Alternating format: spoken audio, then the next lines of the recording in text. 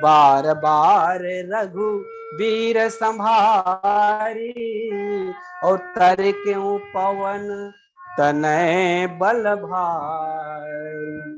बार बार बाबा तुलसी ने लिखा, वहां पर एक भाव आया है कि बार बार उस पर्वत को में हनुमान जी जब चढ़े, उचक रहे हैं, कूद रहे हैं, तो बार बार भगवान का स्मरण कर रहे हैं।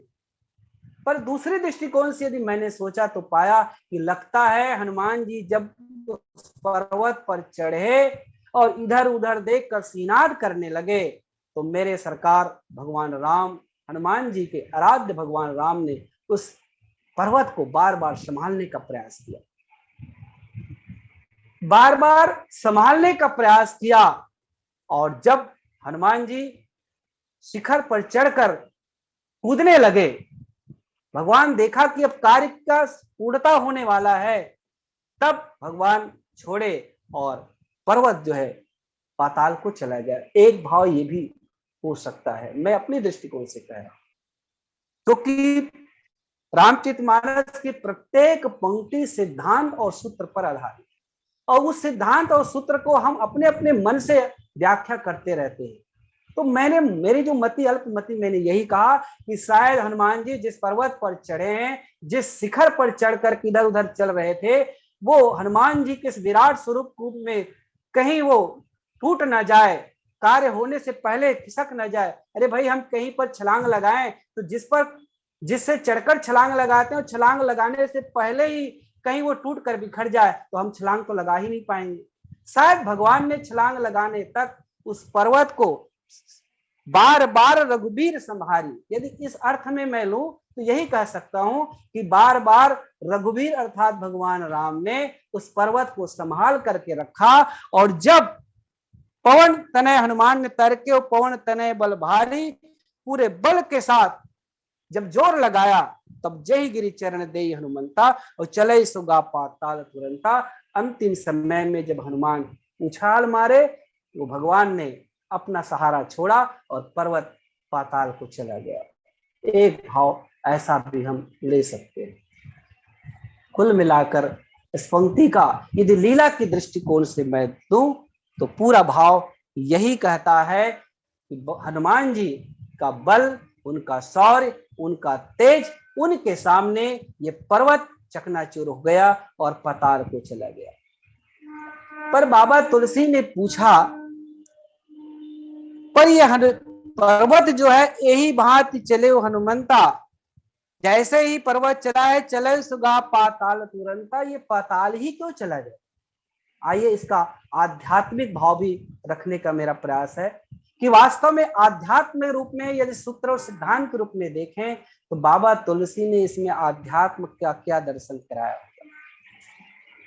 क्यों पर्वत पाताल को चला गया? पाताल जाने का भाव क्या हो सकता है? पर्वत टूट सकता था, बिखर सकता था, पर बाबा तुलसी ने लिखा चले वो सुगा पाताल तुरंता। तो रामचरितमानस में और विभिन्न जगहों पर पर्वत को प्रतीक के रूप में लिया गया है, और पूज्यपाद बाबा रामकिंकर जी महाराज जी भी लिखते हैं कि पर्वत प्रतीकों के माध्यम से लिया गया है। कहीं पर पर्वत जो है दृढ़ता का प्रतीक है, कठोरता का प्रतीक है, तो कहीं पर पर्वत जो है कोमलता का भी प्रतीक है। जिस पर्वत पर अभी हनुमान जी चढ़े हैं उस पर्वत को ले तो उसको अहंकार का प्रतीक माना गया है, कठोरता का प्रतीक है। पर पार्वती जिस पर्वत पर जन्म लिए, माता पार्वती जिस पर्वत पर जन्म लिए, वो पर्वत को यदि देखे, हिमांचल पर्वत अचलता का प्रतीक है। रामचरितमानस के पंक्ति एक दर्शन साहित्य की तरह देखे तो आध्यात्म का दर्शन कराता है कि पर्वत जो है अचलता का भी प्रतीक हो सकता है। हिमांचल पर्वत को अचलता का प्रतीक कहा है और अचलता के प्रतीक में ही श्रद्धा रूपी देवी का प्राकट्य हुआ। यदि हमारा हृदय अचल है, हमारा हृदय अचल है, तो वहां पर श्रद्धा प्रकट होती है और श्रद्धा जब प्रकट होगा तो विश्वास जागेगा और विश्वास जागेगा तो भक्ति का मिलन संभव है। बिना श्रद्धा और विश्वास के भक्ति मिल नहीं सकता है और उसके लिए हृदय चंचल जरूरत नहीं है। चंचल हृदय में न श्रद्धा आएगी न भक्ति आएगी। तो बाबा तुलसी कहते हैं और रामकिंकर जी महाराज भी कहते हैं कि मानो हृदय जब तक अचल नहीं होगा, जैसे हिमांचल पर्वत अचल हुआ तो श्रद्धा का प्राकट्य माता पार्वती का प्रकटीकरण हुआ और उसका मिलन विश्वास के देवता भगवान शिव से हुआ जो साक्षात भक्ति के प्रतीक थी। तो एक प्रतीक के रूप में हम पर्वत को अचलता भी ले सकते हैं। दूसरा, इसी रामचरितमानस में जब भगवान राम चित्रकूट की ओर गए तो उस चित्रकूट को क्या कहा? चित्रकूट चितचार तुलसी सुभग सने बन सिय रघुबीर बिहार। उस पर्वत को अचलता का पर्वत नहीं कहा, वो तो कोमलता का प्रतीक है जहां पर मेरे सरकार राम लक्ष्मण सीता आराम से चल रहे हैं। राम कथा मंदाकिनी चित्रकूट चित चारु तुलसी सुभग सने बन सिय रघुबीर बिहार। अर्थात उस पर्वत को यदि हम देखें तो वो दृढ़ता का पर्वत नहीं है बल्कि कोमलता का पर्वत है, चित्त का पर्वत माना गया है। अर्थात इन दोनों पर्वत को रामचरितमानस में सद्गुण का प्रतीक कहा गया है। पर एक पर्वत और लिया गया, कुछ पर्वत दुर्गुण का भी प्रतीक माना गया है। उस दुर्गुण के पर्वत में एक जिस पर्वत की चर्चा अभी हो रही है वो पर्वत है जेहि गिरि चरण देई हनुमंता। जेहि गिरि देई चरण हनुमंता, ये पर्वत वास्तव में सद्गुण का नहीं दुर्गुण का प्रतीक है। और बाबा तुलसी ने कहा जो दुर्गुण का प्रतीक होता है उसका चकनाचूर हो जाना चाहिए या उस दुर्गुण के प्रतीक को सीधे सीधे पाताल चला जाना चाहिए। तो आध्यात्म के रूप में यदि हम इस पर्वत को देखें तो वास्तव में ये अहंकार का पर्वत है। चित्रकूट का पर्वत, हिमांचल पर्वत, ये दोनों सद्गुण का पर्वत है। लेकिन जिस पर्वत पर अभी चर्चा हो रही है वो पर्वत वास्तव में अहंकार का प्रतीक है और इस अहंकार के प्रतीक को वास्तव में कहाँ जाना चाहिए? तो आध्यात्म कहता है भगवान के शरण जाना चाहिए। रसातल का मतलब क्या है? रसातल का मतलब ही होता है भगवान का चरण वास्तव में है तो पाताल में है। भगवान का चरण पाताल में है और इसका दर्शन कराई थी माता मंदोदरी ने रावण को। माता मंदोदरी ने रावण को इसका दर्शन कराई थी। अखिल विश्व रूप भगवान अखिल विश्व रूप परमात्मा का दर्शन माता मंदोदरी ने कराते हुए कहा कि भगवान का चरण वास्तव में कहाँ पर है? तो पाताल में है। पत पाताल शेष यज धामा विश्व रूप रघु वंशमणि करहु वचन विश्वास लोक कल्पना वेद कहू अंग अंग प्रतिजास। और तब कहा कि पद पाताल शीश अज धामा। अर्थात माता मंदोदरी ने रावण को कहा कि जिस भगवान से आप मुकाबला करने वाले हो वो विश्वरूप परमात्मा है, उसका चरण तो पाताल में है। अर्थात भगवान की शरणागति प्राप्त करना है तो वास्तव में भगवान के शरण में लगना ही होगा। अर्थात यहाँ पर जिस भाव को बातें कही गई रही है कि अहंकार जाना कहाँ चाहिए, अहंकार का निष्पादन कहाँ होना चाहिए? तो भगवान के चरणों में होना चाहिए। इसलिए यहाँ पर हनुमान जी के चरण रखते ही चले सौगा पाताल तुरंता भाव भाव बाबा तुलसी ने लिखा है। ये अहंकार का प्रतीक पर्वत का शिखर है, और अहंकार जब तक भगवान के चरणों में न लग जाए तब तक उसकी मुक्ति संभव नहीं है। मैंने सुना है कि ये पर्वत एक श्रापित पर्वत था। उसको श्राप में ये कहा गया था कि रामावतार जब होगा और भगवान का दूत आएगा, उनके चरणों के प्रभाव से तुम अपने निज लोक में चले आओगे। तो वास्तव में आज ये पर्वत धन्य हो गया, और हनुमान जी अर्थात भगवान के भक्त के माध्यम से भगवान के चरणों तक चला गया। वास्तव में इस कथा के माध्यम से, इस चौपाई के माध्यम से एक और सूत्र निकल कर आता है, एक सूत्र और निकल कर आता है, जिसको बाबा तुलसी ने गीतावली रामायण में लिखा है। प्रबल अहंकार दुर्घट महीधर, महामोह गिरि गुहा निबिड़ अंधकारम, चित बेताल मनुज मन, प्रेत गण रोग भोगाद वृश्चिकम विकारम। विनय पत्रिका में बाबा तुलसी ने इसको कहा कि प्रबल अहंकार दुर्घट महीधर, दुर्गुण का प्रतीक कहते इस पर्वत के लिए बाबा तुलसी ने कहा कि प्रबल अहंकार, ये प्रबल अहंकार है और इतना दुर्घट है कि इसको जीत पाना, लांग पाना सामान्य व्यक्तियों की बस में नहीं है। जो अहंकार रूपी पर्वत होता है उसको सामान्य व्यक्ति लांग ही नहीं सकता, जिसमें है क्या बोले तो महामोह गिरी गुहा, उसमें महामोह रूपी गुफाएं हैं। निबिड़ अंधकार, जहां घटाटोप अंधकार, घोर अंधकार छाया हुआ है, और जहां चित्त बेताल मनुजाद मन प्रेत गण, जहां पर चित्त रूपी बेताल और नरभक्षी मनुजाद प्रेत ये सब वहां पर भ्रमण कर रहे हैं, और रोग भोगाद वृश्चिक विकारम, मानो वहां पर भोग विलास रूपी वृक्षों का जहर फैला है। ऐसा भयानक अहंकार रूपी पर्वत हो, उसको कोई सामान्य व्यक्ति लांग नहीं सकता। उसको तो हनुमान जी जैसे लोग, अतुलित बलधामम ज्ञानीनाम अग्रगण्यम, ऐसा ही सन इस महामोह रूपी अहंकार इस पर्वत को लांग सकता है। तुलसी ने इस चौपाई के माध्यम से एक आध्यात्म दर्शन का संकेत किया है।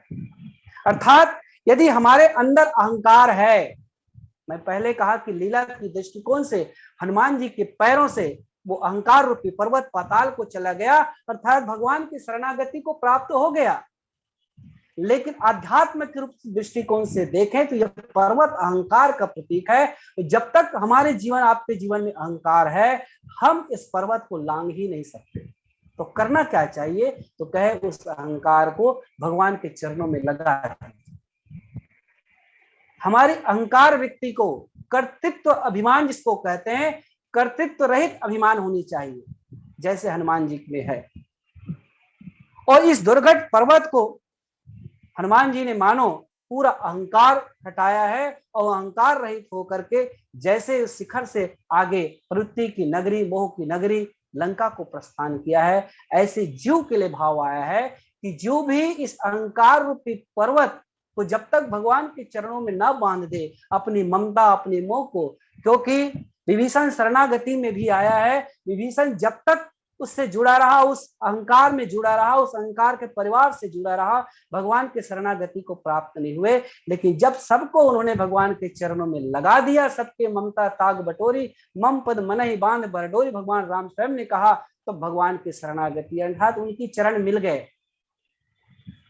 प्रसंगों में और मिलता है कि जब इंद्र का पुत्र जयंत, जब मां सीता के चरणों पे चोट मारी और जब उसको कोई नहीं बचाए, तो संत नारद जी ने उनको कहा कि उन्हीं के चरणों में, भगवान के चरणों में जाओ, और उस समय भी जयंत ने भगवान के चरण को पकड़ लिए। तो अहंकार भगवान के चरणों में ही जगह पाए, तब अहंकार का निवारण है, और तब हमारे अंदर में श्रद्धा और भक्ति, श्रद्धा जगेगी, और तब भक्ति की तलाश पूरी होगी। अन्यथा अहंकार के रहते हम भक्ति को प्राप्त नहीं कर सकते। शायद इस पंक्ति का एक आध्यात्म भाव मैं मेरे मन से ये मेरे मन में भाव आया, उसको रखने का प्रयास किया है।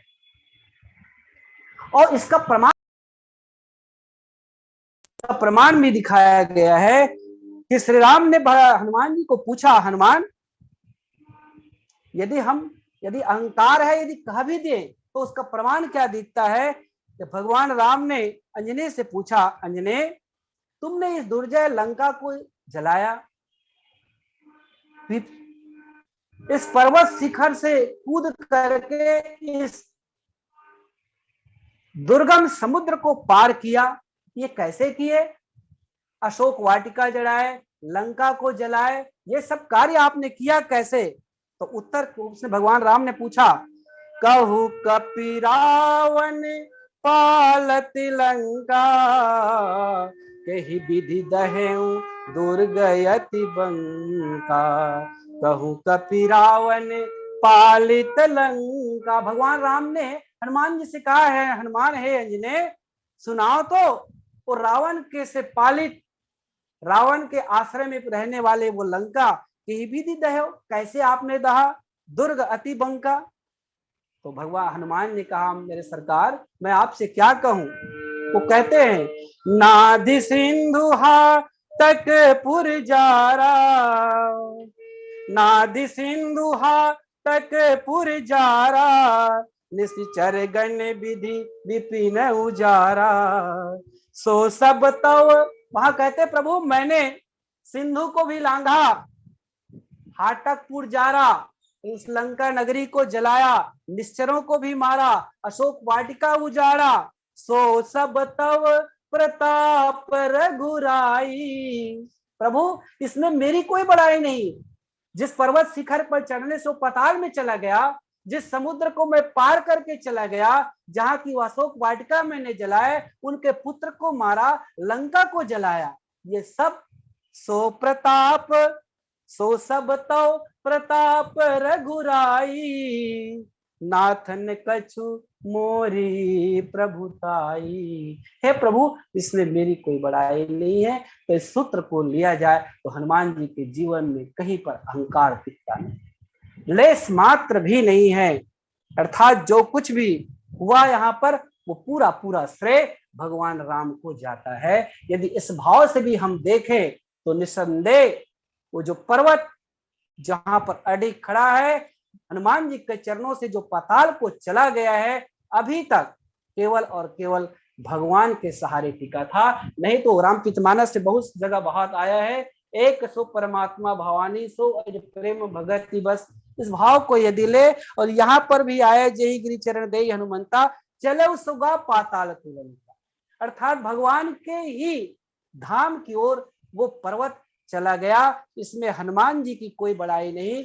बाबा तुलसी मानो कहते हैं, यदि जो अपने आप में अहंकार लेकर चलता है वो वास्तव में भक्त नहीं है। सब कुछ जो कर रहा है, जो वहां पर हो रहा है, जितनी घटनाएं हुई, कहीं न कहीं भगवान के कारण से हो रहा है। यदि हम बाली के राजा बलि को देखें तो एक बार राजा बलि जब विश्व विजय किया और दान देने की क्षमता उसमें बात आई, तो लोगों को दान देना शुरू किया, तो उसमें अभिमान हुआ, अहंकार हो गया। तब भगवान ने वामन रूप लेकर के उनके पास गए और 3 पग भूमि उनको मांगे। 2 पग में तो आकाश और धरती को नाप ली, तीसरे पग की जब जरूरत पड़ी तो बलि ने अपने सिर को रख दिया, और वामन देवता ने उसके सिर पर जब लगा रखा तो वो कहा कि तुम ना आसमान में रहने, देवलोक में जाने लायक हो, ना इस धरती पे रहने लायक हो, क्योंकि तुम अहंकार अपने मन में पाल रखे हो। इस अहंकार का जगह तो केवल पाताल है, और इसलिए बाबा तुलसी ने कहा चले उससे वो पाताल तुरंत। इस भाव से भी हम कहें तो अहंकार का मर्दन कहीं पर है, जगह कहीं पर है। भगवान को पाना है तो भगवान के चरणों में ले जाइए, और बलि को भगवान वामन ने पाताल पहुंचा दिया। द्वापर युग में भी एक कथा आती है, भगवान कृष्ण कुरुक्षेत्र के मैदान में जब महाभारत का युद्ध जीता गया तो अर्जुन सहज उससे पूछा, चर्चा हो रही थी रामावतार का कि भगवान राम कि वानरी सेनाओं ने पुल बनाया अर्जुन, और उस पर बानर भालू चले। तो अर्जुन ने कहा, प्रभु यदि मैं वहां पर होता उस बानर दल में तो मैं ऐसा पुल बनाता, अपने तीर बाण कमान से श्रम करने की जरूरत नहीं पड़ता। तो भगवान मुस्कुराए वासुदेव ने और कहा कि ठीक है, आप धनुष बाण उठाइए और एक सेतु का निर्माण कीजिए। और जब निर्माण किया तो उस जमाने में एक हनुमान तो उस समय भी थे ना, हनुमान जी को कहा चलो उस सेतु पर पैर रखिए। जैसे सेतु पर पहला ही चरण रखा है, अर्जुन के द्वारा बनाया गया वो धनुष का सेतु टूटने लग गया, रक्त की धार आए। देख करके हनुमान जी अपने पैर वापस ले। अर्जुन पूछे ये क्या हो रहा है वासुदेव? तब उसने कहा जिस जिस अभिमान के साथ तुम गरज रहे हो ना, एक चरण पड़ा है हनुमान जी का तो तुम्हारा ये तो सेतु टूट गया, और कोई चारों चरण रखा होता तब क्या होता? जिस चारों चरण की चर्चा यहाँ पर कवितावली में हुई है, तो उसने कहा ये अभिमान मत पालिए। जिस प्रकार से वो सेतु भगवान राम के ही सहारे बना था, उसमें बानर भालू का कोई भाव नहीं था, वो निमित्त थे। वैसे ही इस दुनिया में जो कुछ भी हो रहा है, यहाँ पर भी जिस सेतु पर चढ़कर लंका की ओर जा रहे हैं, कहीं न कहीं बार हनुमान जी भी भाव देते हैं कि भगवान का ही कारण है। अर्थात त्रेता युग में अंजनेय के माध्यम से यही सूत्र गया कि पाताल अर्थात पर्वत जो है अहंकार का प्रतीक, जब तक भगवान के चरणों में समर्पित ना कर दे तब तक हम भक्ति की तलाश हमारी अधूरी रहेगी। सूत्र के रूप में यदि मैं कहूं तो कर्तृत्व का अभिमान, कर्तृत्व रहित अभिमान, कर्तृत्व का अभिमान यदि है, अहंकार भी हमारे